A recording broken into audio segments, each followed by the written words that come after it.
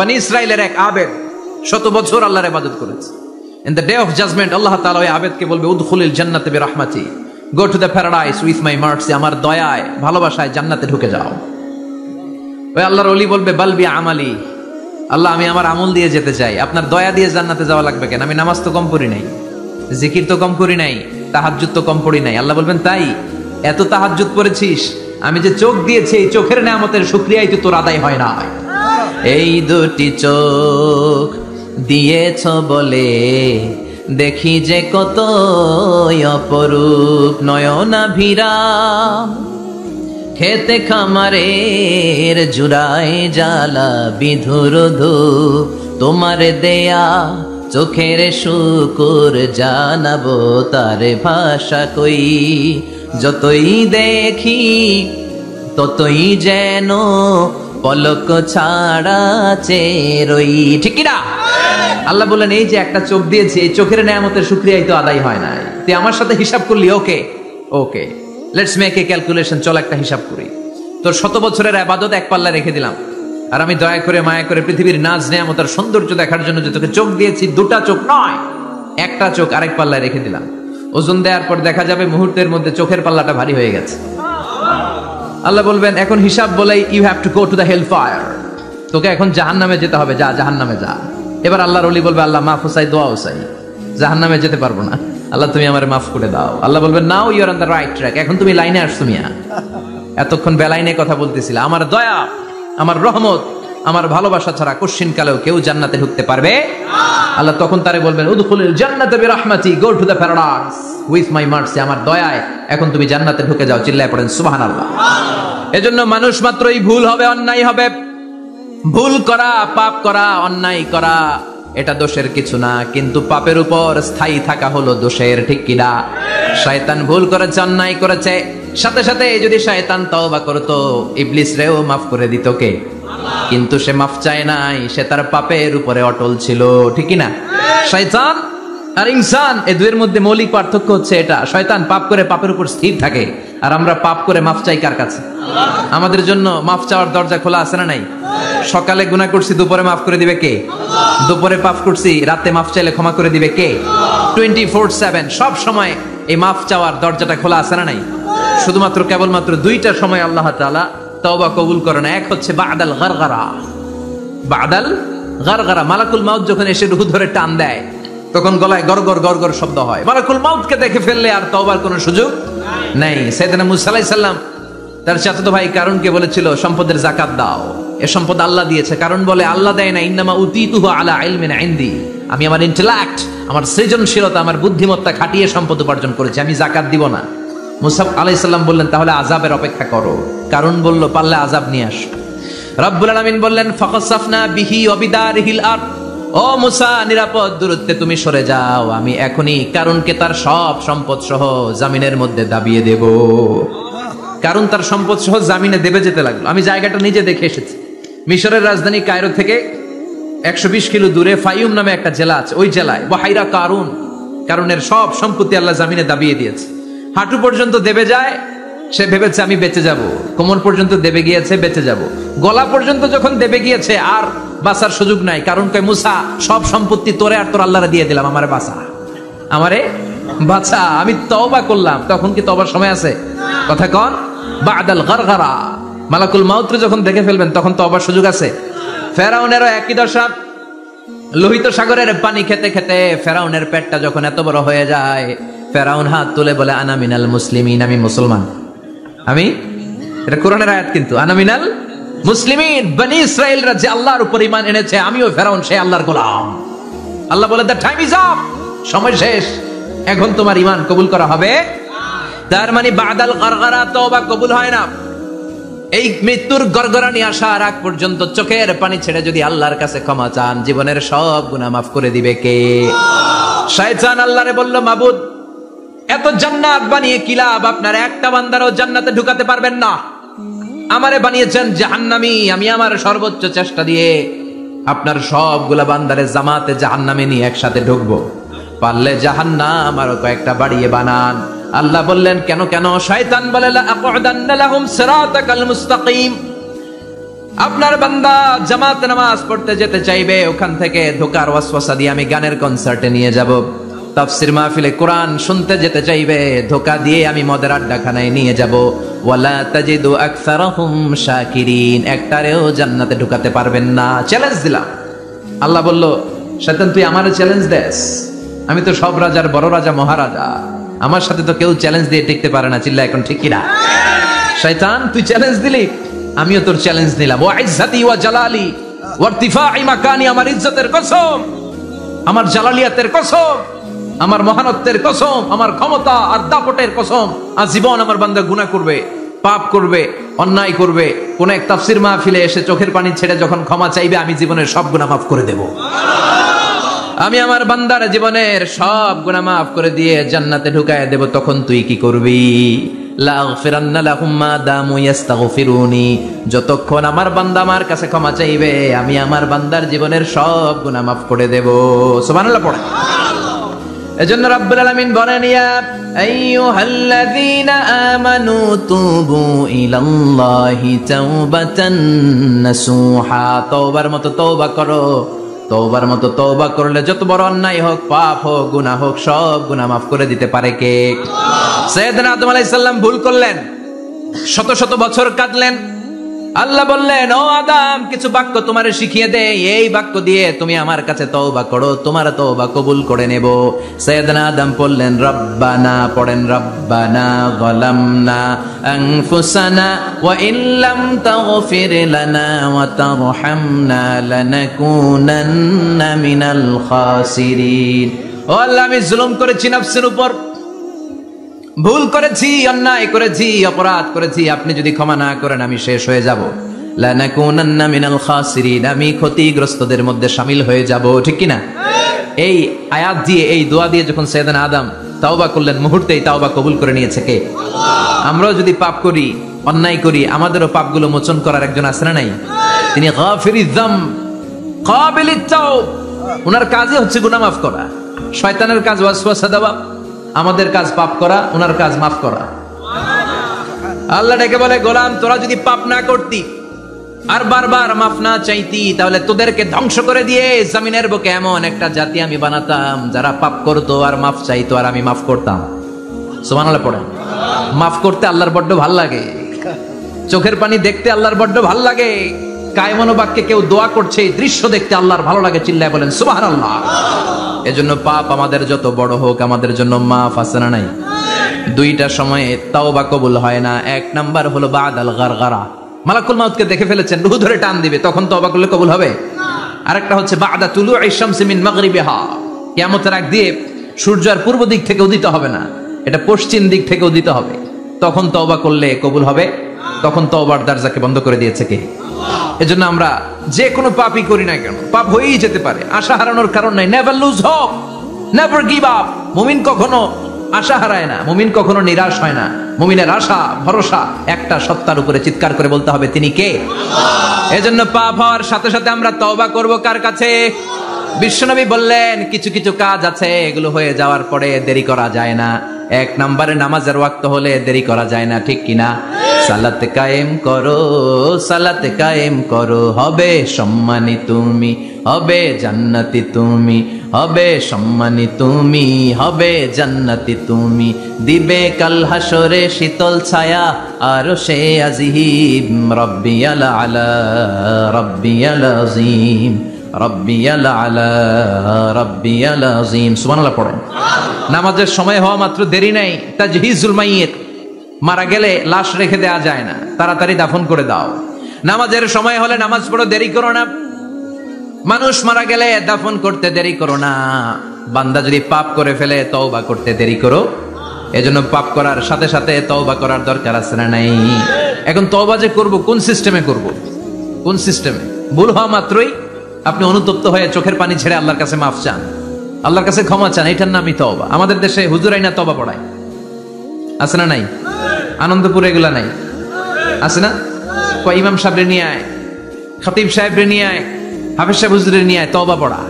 না, তওবা পড়ানো লাগে না, আপনার নিজের তওবা আপনি নিজেই পড়বেন। আপনি অনুতপ্ত হয়ে চোখের পানি ছেড়ে আপনার আল্লাহরে ডাক দেন, ডাক দেয়া মাত্র তিনি সাড়া দিবে। চিল্লায় বলেন ঠিক কিনা?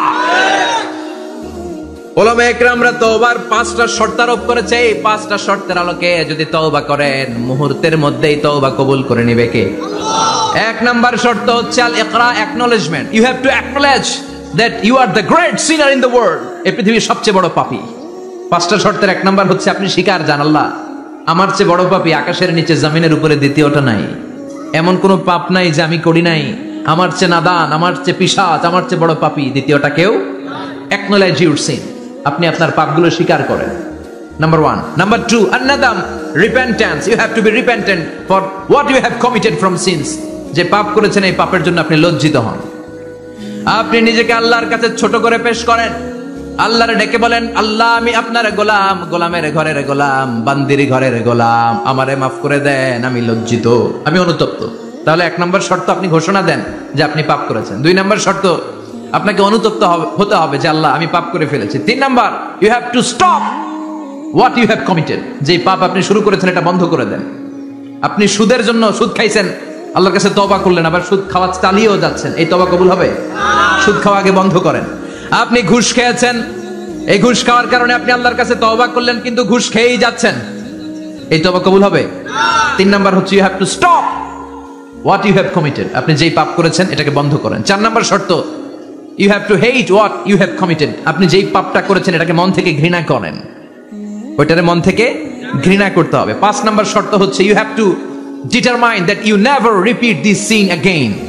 আল্লাহর কাছে ওয়াদা দেন, কমিটমেন্ট দেন যে আল্লাহ পারতপক্ষে আমার জীবনে আর এই কাজটা করব। এই 5টা শর্তের আলোকে তওবা করলে কবুল করবে কে? আল্লাহ। 1 নম্বরে স্বীকার জান আল্লাহ আমি পাপী। 2 নম্বরে অনুতপ্ত হন। 3 নম্বরে পাপ কাজটা বন্ধ করে দেন। 4 নম্বরে ওই পাপ কাজটাকে মন থেকে ঘৃণা করেন। 5 নম্বরে আল্লাহর কাছে ওয়াদা দেন আর জীবনেও এই পাপ করব না। এই 5টা শর্তের আলোকে যদি তওবা করেন আপনার তওবা কবুল করে নিবে কে? আল্লাহ। এজন্য যত পাপ যত অন্যায় আমরা করি না কেন আমাদের এই পাপগুলো অন্যায়গুলো ক্ষমা করার একজন আছে না নাই? তিনি কে? এজন্য সব সময় তওবা করতে রাজি আছেন তো? প্রতিদিন শত শতবার তওবা করতে রাজি আছেন? প্রতিদিন শত শতবার ইস্তেগফার পড়তে রাজি আছেন? বিশ্বনবী প্রতিদিন 70 বারেরও বেশি ইস্তেগফার পড়তেন। শুধু টয়লেটে যে মুহূর্তে থাকতেন ওই মুহূর্তে পড়তেন না, টয়লেটে ঢোকার মুহূর্তে বিশ্বনবী ইস্তেগফার পড়তে পারতেন না, তাই টয়লেট থেকে বেরোয়েই তিনি ইস্তেগফার পড়তেন। তিনি পড়তেন গফরানাক। কি পড়তেন? গফরানাক মানে হলো আস্তাগফিরুল্লাহ। গফরানাক মানে কি? গফরানাক মানে আল্লাহ আমি আপনার ক্ষমা চাই, মানে আস্তাগফিরুল্লাহ। আবার বিশ্বনবী বলতেন মান লাযামাল ইস্তিগফার জাআলাল্লাহু লাহু মিন কুল্লি দিকিন মাখরাজা। যে ব্যক্তি সব সময় ইস্তেগফারের সাথে লেগে থাকে তাকে সব সময় বিপদ থেকে মুক্তি দিবে কে? আমাদের জীবনে বিপদ আছে না নাই? কত ধরনের বিপদ, যে কোনো সময় অসুস্থ হয়ে যেতে পারে। বিশ্বনবী বললেন মান লাযিমাল ইস্তিগফার জাআলাল্লাহু লাহু মিন কুল্লি দিকিন মাখরাজা। সব সময় যে ইস্তেগফারের সাথে আঠার মতো লেগে থাকবে আল্লাহ তাআলা তাকে বিপদ থেকে সব সময় মুক্তি দান করবেন। সুবহানাল্লাহ পড়েন। 2 নম্বরে বিশ্বনবী বললেন অমিন কুল্লি হাম্মিন ফারাজা। ওই ব্যক্তিকে রব্বুল আলামিন সব ধরনের দুশ্চিন্তা থেকে মুক্তি দিয়ে দিবেন। আমাদের জীবনে দুশ্চিন্তা আছে না নাই? টেনশন ছাড়া মানুষ আছে? বাসার টেনশন, মরার টেনশন, কবরের টেনশন, ক্যারিয়ারের টেনশন, বিদ্যুৎ বিলের টেনশন, গ্যাসের বিলের টেনশন, বাড়ি ভাড়ার টেনশন আছে না নাই? বিশ্বনবী বললেন টেনশন ছাড়া মানুষ নাই। সব সময় আঠার মতো যে ইস্তেগফারের সাথে লেগে থাকবে তাকে টেনশন মুক্ত করে দিবে কে? 3 নাম্বার ওয়ারযুকহু মিন হাইসু লা ইয়াহতাসিব। এমন জায়গা থেকে আল্লাহ তাআলা রিজিকের ব্যবস্থা করে দিবেন সে কল্পনাও করতে পারবে না। আমি নিজে এটার প্রমাণ পেয়েছি। অনেক অনেক সময় আমি কল্পনাও করি নাই যে এখান থেকে আমার রিজিকের ব্যবস্থা হতে পারে। এমন পরিমাণে রিজিকের ব্যবস্থা এসেছে 2 হাতে নিয়েও কুলাতে পারি নাই। এজন্য সব সময় চলতে ফিরতে উঠতে বসতে ইস্তেগফারের সাথে লেগে থাকার দরকার আছে না নাই? আবার বিশ্বনবী বললেন সদা সর্বদা যারা সব সময় ইস্তেগফার পড়বে আল্লাহর পক্ষ থেকে কোনো আযাব গজব তাদের উপর পাকড়াও হবে না। ওয়া মা কানাল্লাহু মুআযযিবাহুম ওয়া হুম ইস্তাগফিরুন। সুবহানাল্লাহ। যতক্ষণ তুমি ইস্তেগফার পড়বে আল্লাহর পক্ষ থেকে প্রোটেকশন আছে না নাই? তাহলে 4টা জিনিস পেলেন। 1 নম্বরে বিপদ থেকে মুক্তি দিবে কে? টেনশন মুক্ত করে দিবে কে? রিজিকের ব্যবস্থা করে দিবে কে? আল্লাহর আযাব আর গজব থেকে আপনার হেফাজতে রাখবে কে? ইস্তেগফার পড়ার 5 নাম্বার ফজিলত হচ্ছে সব সময় ইস্তেগফার পড়লে আপনি মুস্তাজাবুদ দাওয়া হয়ে যাবেন। কি হয়ে যাবেন? মানে দোয়া করলেই কবুল করবে কে? আল্লাহ। মুস্তাজাবুদ দাওয়া এই টার্মিনোলজি এই পরিভাষাটা কি আজকে প্রথম শুনলেন? জি জি। খেয়াল রাখবেন, মুস্তাজাবুদ দাওয়া মানে এমন ব্যক্তি, যেই ব্যক্তি দোয়া করতে দেরি কিন্তু দোয়া কবুল হতে দেরি হয়। হাত তুলে দোয়া করতে দেরি, মুহূর্তেই দোয়া কবুল করে নেয় কে? আপনি যদি সব সময় ইস্তেগফারের আমলটা করেন, আপনারে মুস্তাজাবুদ দাওয়া বানিয়ে ফেলবে কে? আপনারা ইমাম আহমদ ইবনে হাম্বলের নাম শুনেছেন? আমাদের ইসলামে 4টা মাযহাবের প্র্যাকটিস আছে, অনুশীলন। হানাফি, শাফিঈ, মালিকি, 4 নাম্বারটা কথা কন। আরো অনেক মাযহাব আছে, কিন্তু এই 4টা মাযহাব বেশি প্রসিদ্ধ। গোটা বিশ্বের মানুষগুলো কোরআন সুন্নাহর আলোকে যে আমলগুলো করে, এটা 4টা মাযহাবের রেফারেন্সের সাথে কোনো না কোনো ভাবে মিলে যায়। এটার প্রথমটা হচ্ছে হানাফি, দ্বিতীয়টা শাফিঈ, তৃতীয়টা 4 নম্বরটা সবাই বলেন কি নাম? হাম্বলি। ইমাম আহমদ ইবনে হাম্বল এই মাযহাবের ধারক, বাহক, প্রতিষ্ঠাতা। তিনি ছিলেন জগৎ বিখ্যাত মুহাদ্দিস। ওনার পুরো জীবনটা উনি হাদিস সংগ্রহের কাজে ব্যয় করেছেন, এবং একক স্বতন্ত্র হাদিসের গ্রন্থ হিসেবে পৃথিবীর সবচাইতে বড় যে হাদিসের কিতাব, ওইটার নাম হচ্ছে মুসনাদে আহমদ ইবনে হাম্বল। যারা আলেম ওলামা আছেন জানেন না? মুসনাদে আহমদ ইবনে হাম্বল, এটার মধ্যে প্রায় 40,000 হাদিসের কম্পাইলেশন আছে। সুবহানাল্লাহ, বাড়িতে গিয়ে বললেন, এত বিশাল হাদিসের গ্রন্থের রচয়িতা। ওনার শেষ জীবনে উনি হাদিস সংগ্রহের জন্য সফর করতেন। শীতের এক রাতে তিনি সফরে বেরিয়েছেন। এক মসজিদে মাগরিব আর এশার সালাত পড়ে তিনি ভাবলেন ফজরের সালাতে এই মসজিদে পড়ে সকালবেলা বেরোবো, যেহেতু বাইরে শীত, কই আর যাবো। ব্যাগ থেকে কাঁথা বের করে হাদিস পড়তে শুরু করেছেন, আর ভাবলেন হাদিস পড়তে পড়তে রাতটা কাটিয়ে দিব। কিন্তু মসজিদের দারোয়ান এসে বলে, মুরব্বী, মসজিদে তো থাকা যাবে না, আপনি বেরোন। আহমদ ইবনে হাম্বল অনুনয় বিনয় করলেন যে তোর কাছে হাত জোর করে ক্ষমা চাই বাবা, এই শীতের রাতে আমারে বের করে দিস না, আমি রাতটা মসজিদে কাটাতে চাই। আমি ফজরের নামাজেরও মুসল্লি এই মসজিদের, আমি ফজর পরে তারপরে যাব। দারোয়ান সে না ছোট বান্দা, সে বলে না, মসজিদে থাকতে পারবেন না, বেরোন। না বেরোলে গাঠটি সহ ঘাট ধাক্কা দিয়ে বের করে দেব। চিনতে পারে নাই যে এটা মুহাদ্দিসুদ দাহর, এ যুগের সর্বশ্রেষ্ঠ মুহাদ্দিস ইমাম আহমদ ইবনে হাম্বল। এখন উনি আর কি করবেন, কিছু করতে না পেরে ব্যাগ নিয়ে বের হয়ে গেলেন। প্রচন্ড শীতের রাতে, কনকনের শীতে তিনি কাঁপছেন। হাঁটতে হাঁটতে চলতে চলতে হঠাৎ দেখলেন একটা বাজার। ওই বাজারে এক খাব্বাজ, রুটির দোকানদার, শাবুন খাব্বাজ, যুবক রুটি বানাচ্ছে। যে সালাম দিলেন, আসসালামু আলাইকুম। বাবা, শীতের রাতে বিপদে পড়েছি, যাওয়ার জায়গা নেই।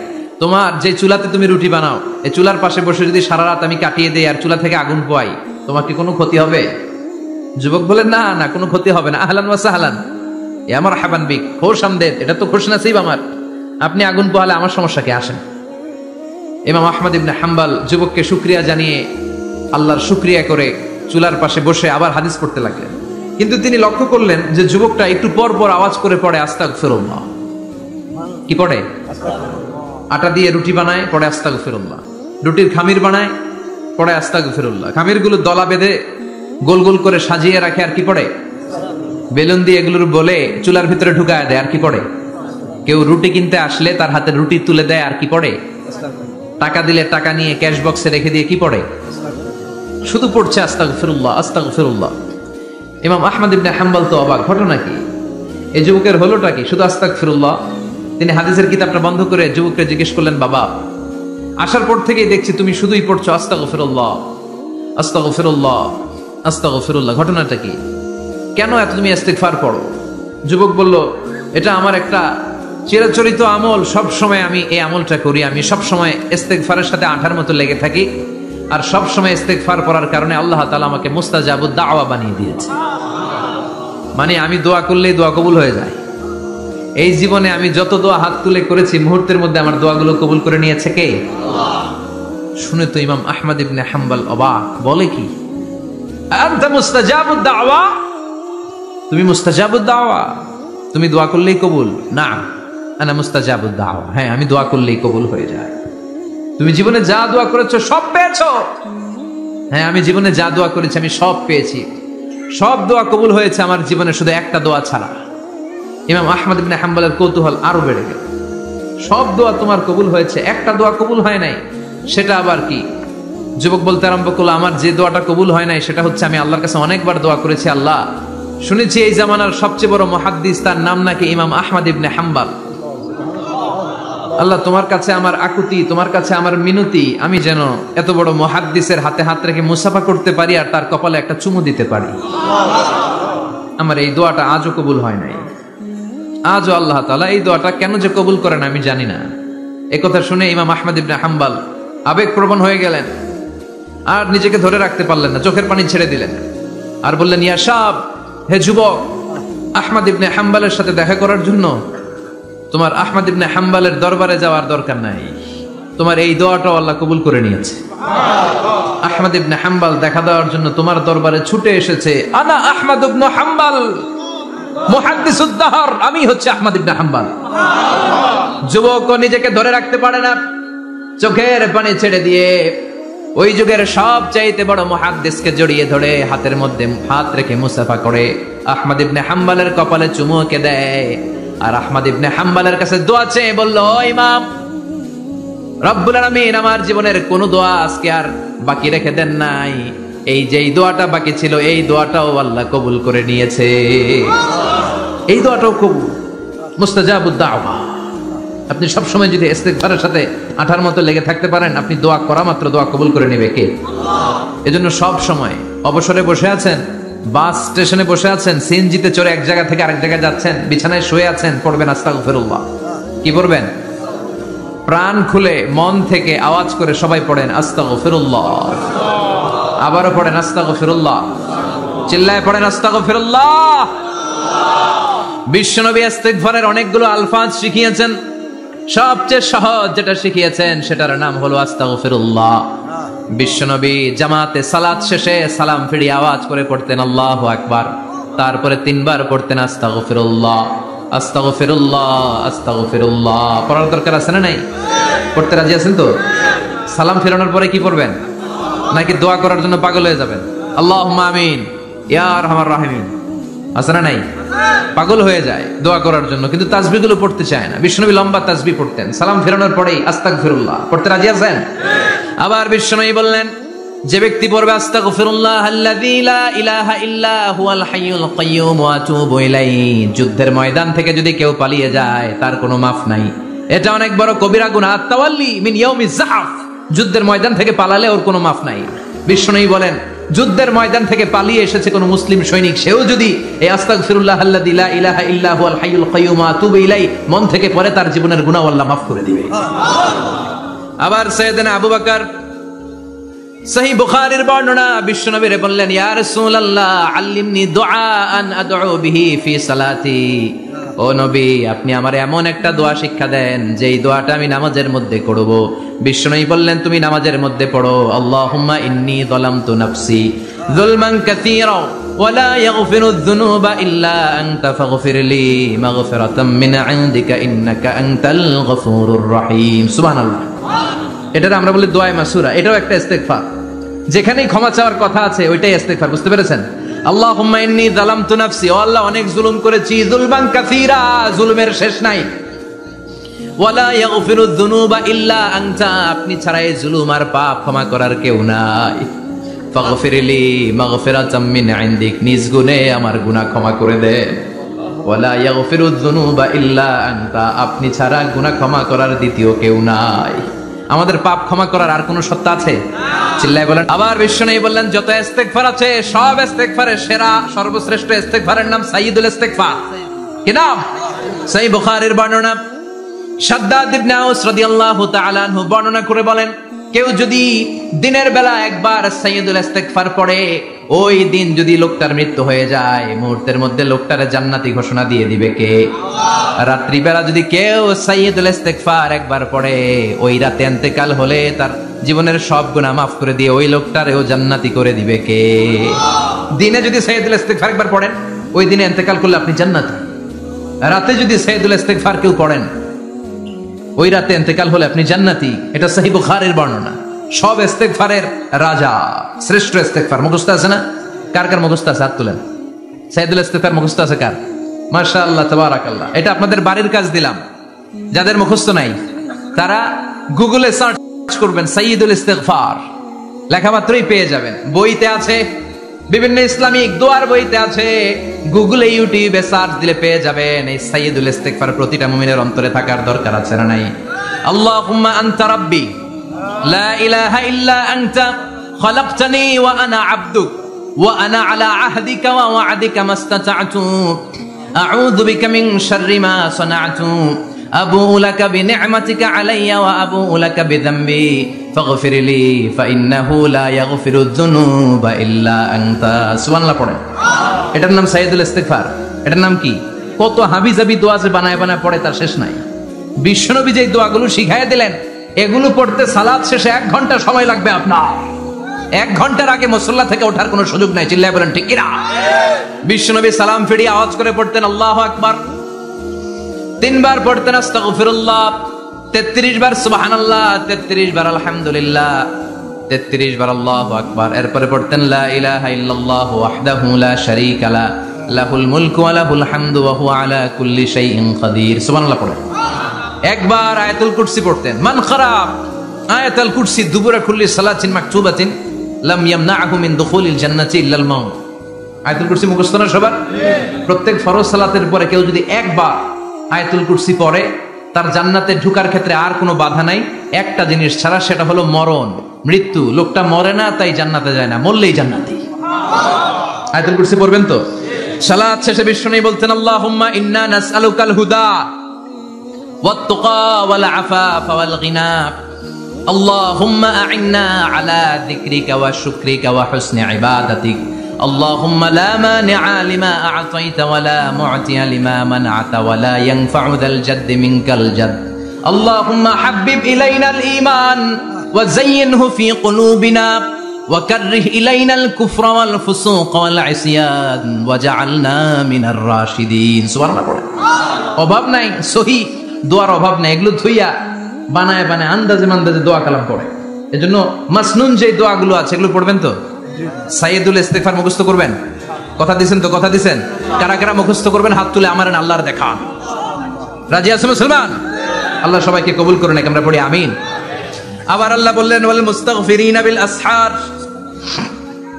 ওয়াল মুস্তাগফিরিনা বিল আসহার। আমার প্রিয় বান্দারা শেষ রাতে চোখের পানি ছেড়ে তাহাজ্জুদের নামাজে যায়, নামাজ ভিজায়, আর শেষ রাতে ইস্তিগফার পড়ে, ঠিক কিনা? তাহাজ্জুদের যায় নামাজে মরণ দিও প্রভু আমায়, একামতে দিনের কাজে কবুল করে নিও আমায়।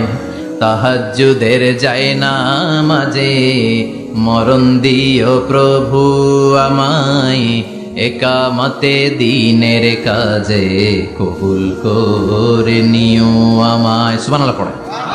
যেই নবীর কোনো পাপ নাই, যেই নবীর কোনো অন্যায় হয় নাই, গুনাহ হয় না, ওই নবীকেও আল্লাহ ইস্তিগফার করার অর্ডার করেছেন। রব্বুল আলামিন বলেন ফাসাব্বিহ বিহামদি রাব্বিকা ওয়াস্তাগফিরহু ইন্নাহু কানা তাওয়াবা।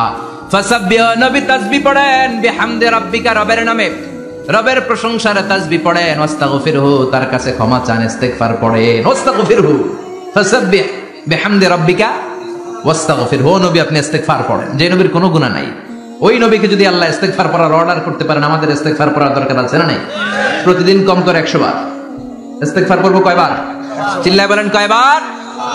আওয়াজ করে সবাই আবার পড়েন আস্তাগফিরুল্লাহ, আর জোরে পড়েন আস্তাগফিরুল্লাহ। এজন্য পাপ হোক, অন্যায় হোক, শয়তানের ওয়াসওয়াসায় পড়ে নামাজ ছেড়ে দিয়েছি, মিথ্যা কথা বলেছি, আব্বা আম্মার সাথে বেয়াদবি করেছি, জুলুম করেছি, মুহূর্তেই চোখের পানি ছেড়ে 2 রাকাত নামাজ পড়ে তওবা করে ইস্তিগফার করে ক্ষমা চাইবো কার কাছে? চিল্লায় বলেন কার কাছে? এগুলো হচ্ছে মুমিনের হাতিয়ার। এই তাওবা, এই ইস্তিগফার, this is the weapon of believers. এগুলো বিশ্বাসীদের হাতিয়ার। তলোয়ার, ড্রোন হামলা, মিসাইল, AK-47 এগুলো আমাদের হাতিয়ার নয়। আমাদের আসল হাতিয়ার হচ্ছে তওবা, আমাদের আসল হাতিয়ার হচ্ছে ইস্তিগফার, আমাদের আসল ওয়েপন হচ্ছে জিকির। চিল্লায় বলেন ঠিক কিনা? আর জিকিরটা হতে হবে একজনের নামে। চিল্লায় বলেন তিনি কে? ওয়াযকুর রাব্বাকা ফি নাফসিকা তাদাররুআ ওয়া খীফা ওয়া দুনাল জাহরি বিল কওলি বিল গুদুমি ওয়াল আসাল ওয়া লা তাকুম মিনাল গাফিলিন। আল্লাহ বললেন ওয়াযকুর রাব্বাকা ফি নাফসিকা তাদাররুআ ওয়া খীফা। আল্লাহর জিকির করো, আল্লাহর নাম জপো মনে মনে, বিনয়ের সাথে, গোপন ভাবে, চিৎকার চেঁচামেচি করো না। কিন্তু আমাদের জিকিরের ভেতরে চিৎকার চেঁচামেচি আছে না নাই? আমরা মাহফিলের মধ্যে মাঝে মাঝে লা ইলাহা ইল্লাল্লাহর জিকির করাই না আওয়াজ করে, এটা হচ্ছে তালিমান, তালিমের জন্য জায়েজ আছে, কিন্তু শ্রেষ্ঠ জিকির হচ্ছে একা একা জিকির করা। আল্লাহ বললেন তাদাররুআ ওয়া খীফা, কোরআনের আয়াত, তাদাররুআ ওয়া খীফা, with full of humility and humbleness, বিনয়ের সাথে জিকির করো, খীফা, গোপনে গোপনে, দুনাল জাহরি বিল কওল, চিৎকার না করে। কিন্তু চিৎকার করে লাফিয়ে লাফিয়ে জিকির করে দেশে আছে না নাই? কথা বলেন। ইন্নাল্লাহা জামিল ওয়া ইউহিব্বুল জামাল, আল্লাহ নিজের সুন্দর আর সব সুন্দরকে আল্লাহ পছন্দ করে। দেখবেন এদেশে কিছু জিকির আছে ওটার মধ্যে আল্লাহর নাম বোঝা যায় না, আছে না নাই? হুই হাই করে লাফালাফি করে, যে হুই হুই হুই হুই যে করে, এই হুই হুই এর মধ্যে আল্লাহর নাম আছে? কথা কন। যেই শব্দে আল্লাহর নাম নাই ওটা দিয়ে জিকির করা যাবে? কত ধরনের ভয়ঙ্কর জিকির।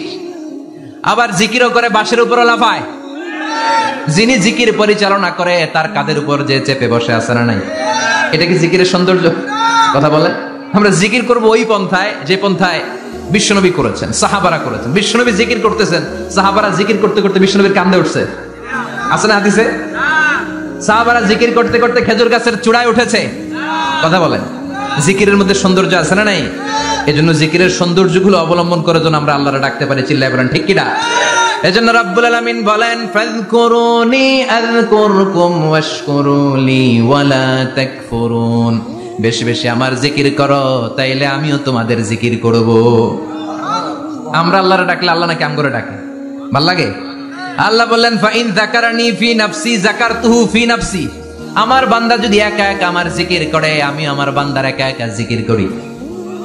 আমার বান্দা যদি মহাসম্মেলনে মহাসমাবেশে সবাই রে নিয়ে আমারে ডাকে, আমি এর চাইতো শ্রেষ্ঠ একটা মহাসম্মেলন ফেরেশতাদেরকে নিয়ে করে আমার বান্দার জিকির করি। ওয়া ইন তাকাররাবা ইলাইয়া শিবরান তাকাররাবতু ইলাইহি যিরাআন, আমার কোন বান্দা আমার দিকে যদি এক বিঘত এগিয়ে আসতে চায় আমি আমার বান্দার দিকে এক হাত এগিয়ে যেতে চাই। আমার বান্দা যদি আমার দিকে এক হাত এগিয়ে আসে আমি আমার বান্দার দিকে দুই হাত এগিয়ে যাই। ওয়া ইন আতানি ইয়ামশি আতাইতুহু হারওয়ালা, আমার বান্দা যদি আমার দিকে হেঁটে হেঁটে আসতে চায় আমি আমার বান্দার কাছে দৌড়ে দৌড়ে যাই। কি আল্লাহ আমরা পাইছি, ডাক দেওয়া মাত্রই, ডাকা মাত্রই তিনি সাড়া দেয়। চিল্লায় বলেন ঠিক কিনা? এজন্য সব সময় আল্লাহর জিকির দিয়ে হৃদয়টারে সিক্ত রাখার দরকার আছে না নাই? বিষ্ণু বললেন লা ইয়াজালু লিসানুকা রাতবান মিন যিকরিল্লাহ, সব সময় আল্লাহর জিকির দিয়ে জিহ্বাটারে ভিজায় রাখো। জিকির করেন লা ইলাহা ইল্লাল্লাহ, লা ইলাহা লা ইলাহা ইল্লাল্লাহু মুহাম্মাদুর রাসূলুল্লাহ সাল্লাল্লাহু মাসালুল লাযী ইয়াযকুরু রাব্বা ওয়াল্লাযী লা ইয়াযকুরু রাব্বা মাসালুল হাইয়্যি ওয়াল মাইয়িত, যে হৃদয় আল্লাহর জিকির করে আর যে হৃদয় জিকির করে না। বিশ্বনবী বললেন দুই হৃদয়ের পার্থক্য হচ্ছে একটা জীবিত হৃদয় আর একটা মৃত হৃদয়। এখন আপনার হৃদয়কে আপনি কি জিন্দা রাখতে চান না মুর্দা বানাতে চান? আবার আল্লাহ বললেন আলা বিযিকরিল্লাহি তাতমাইন্নুল কুলুব, দুনিয়ার কোন জিনিস দিয়ে কলবের পরিচ্ছন্নতা হয় না, দুনিয়ার কোন জিনিস দিয়ে কলব পরিচ্ছন্ন হয় না, কলবের খাদ্য হয় না। কলবের খাদ্য হয় একটা জিনিস দিয়ে, সেটা কি? আল্লাহর জিকির। এজন্য কলবের মধ্যে কি বসাবেন? নাকি আয়না? আয়না বসাইয়া দে মোর কলবের ভিতর বাবারে। কথা কন। আয়না বসাইতে চাই, আছে না নাই? তোর বাবার কলবেই তো আয়না নাই, তোরে কি আয়না দিব? বিশ্বনবী কলবে আয়না বসাইছে, সাহাবারা আয়না বসিয়েছে, আবু হানিফা কলবের ভেতরে আয়না বসিয়েছে, ইমাম শাফিঈ কলবে আয়না বসিয়েছে। কলবে আল্লাহর জিকির ছাড়া কোনো আয়না ফায়না বসানো চলবে না। চিৎকার করে বলেন ঠিক কিনা? আবার বিশ্বনবী বললেন আফদালুয যিকরি লা ইলাহা ইল্লাল্লাহ, জিকিরের জগতে যত জিকির আছে শ্রেষ্ঠ জিকির হলো লা ইলাহা ইল্লাল্লাহ। মান ক্বালা লা ইলাহা ইল্লাল্লাহ সিদকান মিন কলবিহি দাখালাল জান্নাহ, ঈমানের সাথে ইখলাসের সাথে একবার কেউ যদি লা ইলাহা ইল্লাল্লাহ পড়ে তার জন্য জান্নাতকে ওয়াজিব করে দিবে কে? এটার নাম কালিমাতে তাইয়্যিবা। কি নাম? দারাবাল্লাহু মাসালান কালিমাতান তাইয়্যিবাতান কাশাজারাতিন তাইয়্যিবা আসলুহা সাবিতুন ওয়া ফারউহা ফিস সামা। এই লা ইলাহার নাম আল্লাহ দিলেন কালিমায়ে তাইয়্যিবা। কি নাম? কথা কোন। ঝিনুকের ভেতর লুকিয়ে থাকে যেমন মতি, ঝিনুকের ভেতর লুকিয়ে থাকে যেমন মতি, কালমা শাহাদাতে আছে আল্লাহর জ্যোতি, কালমা শাহাদাতে আছে আল্লাহর জ্যোতি। পড়েন সবাই। ঝিনুকের ভেতর লুকিয়ে থাকে যেমন মতি, ঝিনুকের ভেতর লুকিয়ে থাকে যেমন মতি, কালমা শাহাদাতে আছে আল্লাহর জ্যোতি, কালমা শাহাদাতে আছে আল্লাহর জ্যোতি। সুবহানাল্লাহ পড়ে। তাহলে জিকিরের জগতে সবচেয়ে শ্রেষ্ঠ জিকিরের নাম, চিল্লায় বলেন কি নাম? সাইয়েদনা মুসা আলাইহিস সালাম আল্লাহর ডেকে বললেন মাবুদ। সহিহ ইবনে হিব্বান, মুস্তাদরাকে হাকিম, দুইটা সহিহ হাদিসের গ্রন্থে হাদিসটা এসেছে। সাইয়েদনা আবু সাঈদ আল খুদরি হাদিসের বর্ণনাকারী। বিশ্বনবী বললেন মুসা আলাইহিস সালাম আল্লাহর ডেকে বললেন, আল্লাহ আল্লিমনি কালিমাতান আদউ বিহা, ও আল্লাহ এমন একটা স্পেশাল জিকির আপনি আমারে শিক্ষা দেন, এই জিকির দিয়ে আমি আপনারে ডাকবো। এই জিকিরটা জানবে শুধু আমি, আর জানবেন আপনি, দুনিয়ার কেউ জানবে না। এমন একটা জিকির শিখান যে জিকিরটা কেউ জানে না, জানবে শুধু আমি আর জানবেন আপনি। কথা শুনতেছেন? প্রশ্ন করছে কে? হ্যাঁ, আল্লাহ প্রশ্ন করছে। প্রশ্ন করেছে কে? মুসা আলাইহিস সালাম। করেছে কার কাছে? শ্রেষ্ঠ একটা জিকির শিখায় দেন যেটা শুধু আমি করবো আর কেউ করতে পারবেন। আল্লাহ বললেন মুসা পড়ো লা ইলাহা। মুসা আলাইহিস সালাম বললেন আল্লাহ জিজ্ঞেস করলাম কি আর কইলেন কি? লা ইলাহা ইল্লাল্লাহ, এটা তো জাতীয় জিকির। কথা কন, এটা তো ইন্টারন্যাশনাল জিকির, এটা তো সবাই পারে। আমি তো চাইছি এমন একটা এক্সক্লুসিভ যেটা আপনি আর আমি ছাড়া কেউ জানে না, শুধু জানবেন আপনি আর আমি। আল্লাহ বললেন মুসা এর চাইতে শ্রেষ্ঠ জিকির আমার কাছে নাই। ও মুসা লাউ তাদাউ সাবউস সামাওয়াতি ওয়াল আরদ ফি কাফা, সাত আকাশ সাত জমিন যদি এক পাল্লায় রেখে দাও, ওয়ালা ইলাহা ইল্লাল্লাহ ফি কাফাতিন উখরা, লা ইলাহা ইল্লাল্লাহ যদি আরেক পাল্লায় রেখে দাও, লা রাজাহাত কাফাতু লা ইলাহা ইল্লাল্লাহ, মুহূর্তের মধ্যে লা ইলাহার পাল্লা ভারী হয়ে যাবে রে মুসা। সাত আকাশ সাত জমিন হালকা হয়ে যাবে, আর লা ইলাহা ইল্লাল্লাহর পাল্লাটা ভারী হয়ে যাবে। সুবহানাল্লাহ পড়েন। এজন্য সব সময় এই লা ইলাহার জিকির করতে রাজি আছেন তো? এখন আমরা এই লা ইলাহারে বানাইছি ভিক্ষার জিকির, আছে না নাই? একটা টাকা দিয়া যান আমি গরিব ইনসান, আখিরাতে সওয়াব পাইবেন পাহাড় সমান। একটা টাকা দিয়া যান আমি গরিব ইনসান, আর লা ইলাহার জিকির ভিক্ষার জিকির বানাইছি আমরা। কিন্তু এটা যে একটা বিপ্লবী বাণী, এটা যে একটা সংগ্রামী বাণী, এই বাণী যে মেনে নেয় সে আল্লাহ ছাড়া কারো সামনে মাথা নত করতে পারে না। চিল্লায় বলেন ঠিক কিনা? একটা বিপ্লবী কালিমাকে, একটা সংগ্রামী কালিমাকে আমরা ভিক্ষার জিকির বানিয়েছি। আপনারা তাফসীর ফি জিলালিল কোরআনের রচয়িতা সাইয়্যিদ কুতুব শাহীদের নাম শুনেছেন? মিশরে কায়রোতে তাকে ফাঁসির কাস্টে ঝুলানো হয়েছে। উনি ইসলামী আন্দোলনের দাওয়াত যখন শুরু করলেন, ইসলামের সঠিক ব্যাখ্যা যখন দিতে আরম্ভ করলেন, সামাজিক জাহালাতকে দুমড়ে মুচড়ে পদদলিত করে তিনি কোরআনের বাণী যখন মিশরের যুবক শ্রেণীদের হৃদয়ে গেড়ে দিতে চাইলেন, প্রচিত করতে চাইলেন, এই অ্যাক্টিভিটিজের অংশ হিসেবে তিনি কোরআনের তাফসীর লেখার কাজে হাত দিলেন আর লিখে ফেললেন জগৎ বিখ্যাত তাফসীর, তাফসীর ফি জিলালিল কোরআন।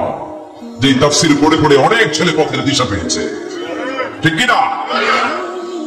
এই তাফসীর লেখার কারণে মিশরের মধ্যে নতুন আন্দোলন তৈরি হয়ে যায়। সবার মুখে এক কথা, সৃষ্টি যার, আইন চলবে আল্লাহর আইন ছাড়া অন্য কোন আইন দিয়ে মিশরের বুকে কোনো বিচার আমরা হতে দেব না।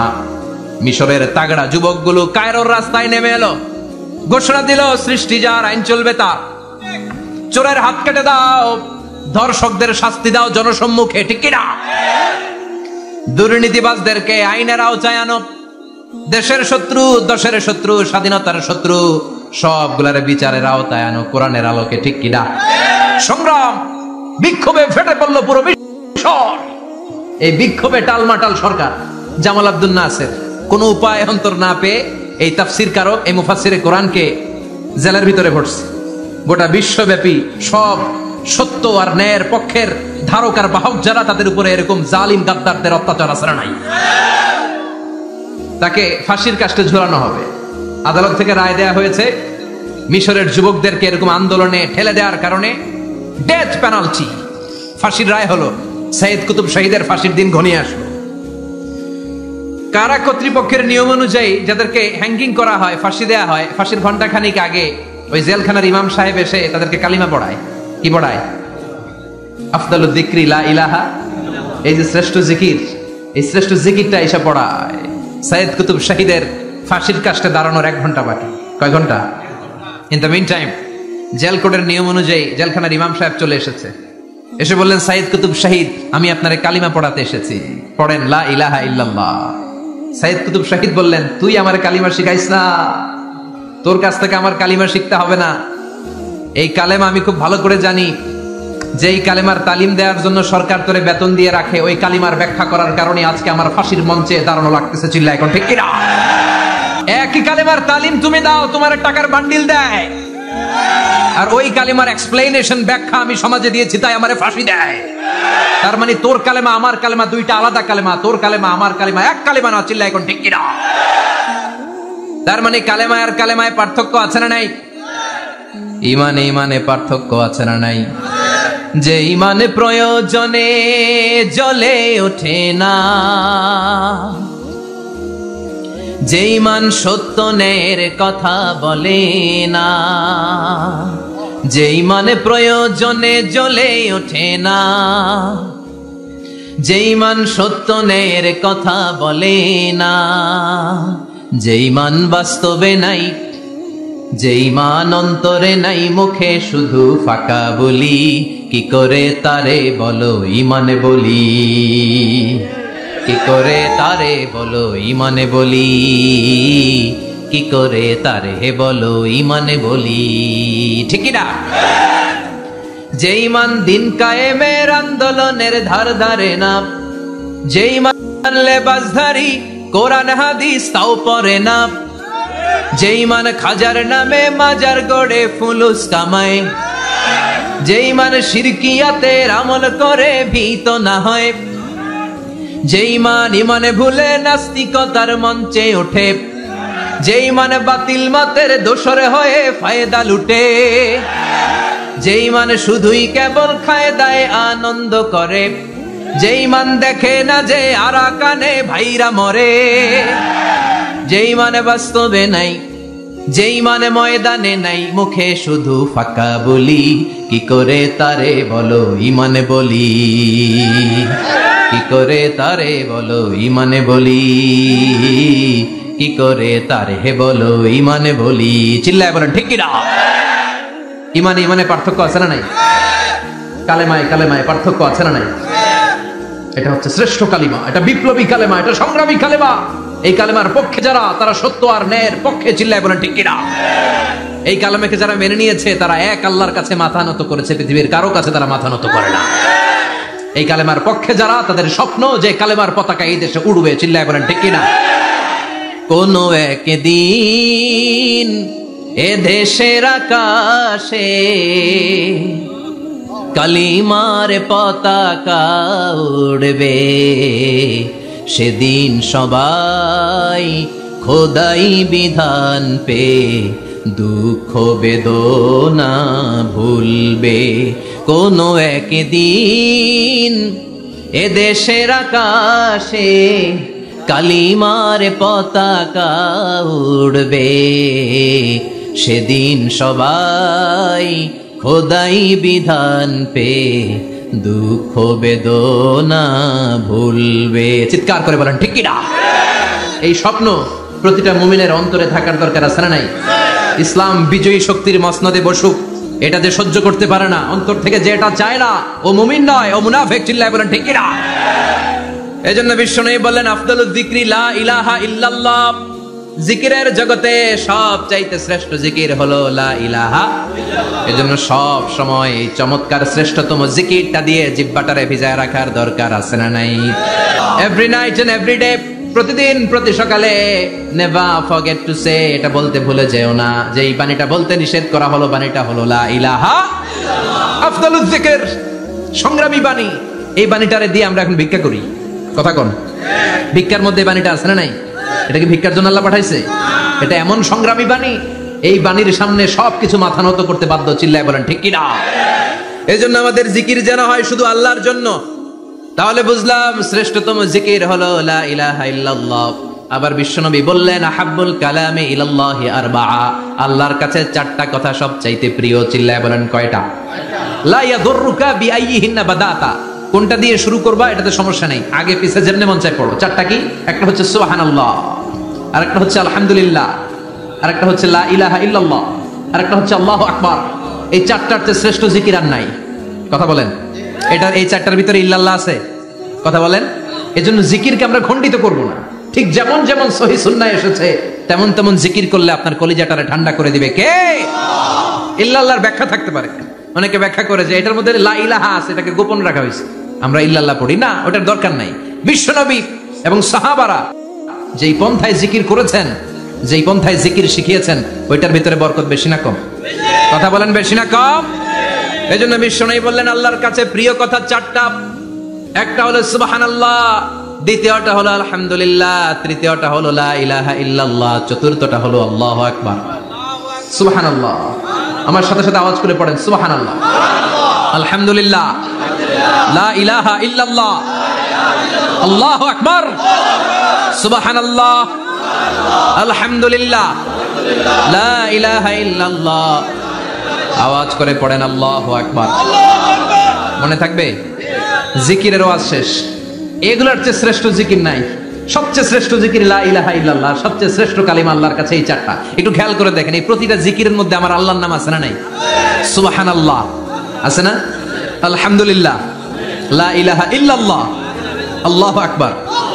আল্লাহ ছাড়া আল্লাহর নাম থাকবে না যেই শব্দের মধ্যে ওই সমস্ত নাম আর হুই হুই হুই হুই, এগুলো দিয়ে কোনো জিকির করা যাবে? আবার আব্দুল্লাহ ইবনে আমর ইবনে আস বর্ণনা করেন, বিশ্বনবী যখন জিকির গুলো করতেন, আমি বিশ্বনবীকে দেখেছি বিশ্বনবীর আঙ্গুলের কড়াই জিকির গুনতেন। সুবহানাল্লাহ পড়েন। দেখতেছেন আমার হাত দেখা যায়? দেখা যায়, দেখা যায়। রাআইতুন নাবিয়্যা, আব্দুল্লাহ ইবনে আমর ইবনে আস এর বর্ণনা, রাআইতুন নাবিয়্যা ইয়াকিদুত তাসবিহা বিয়ামিনিহি, আমি বিশ্বনবীকে ডান হাতের গিড়ার ভেতরে তাসবিহ গুনতে দেখেছি। সুবহানাল্লাহ পড়েন। এখন আমরা লম্বা তাসবিহ ছড়া নেই না, এটা জায়েজ, কিন্তু শ্রেষ্ঠ হচ্ছে হাতের গিড়ায় গোনা। এই প্রতিটা গিড়া in the day of judgment আপনার পক্ষে সাক্ষী দিবে। মনে থাকবে? কিভাবে গুনবেন? বা হাতে না ডান হাতে? ডান হাত উঁচু করেন সবাই, এইভাবে।